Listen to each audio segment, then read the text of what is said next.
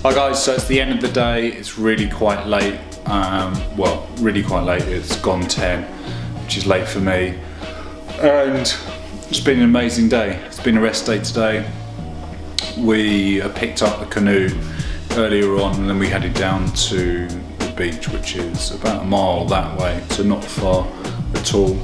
We're very fortunate to have a sandy area on our beach with the sand dunes, so we headed down there. We had a barbecue on the beach, which was brilliant. We haven't done that in a long time.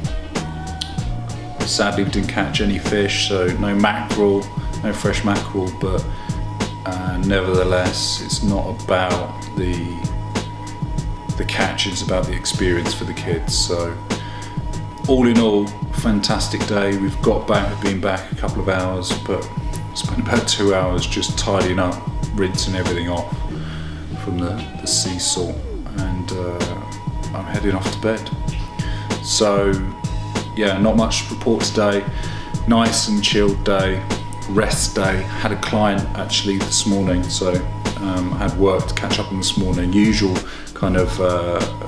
working day, but rest day, as there was little exercise or no planned exercise as a result. Thanks for tuning in. Keep the feedback coming. For now, peace out and be safe.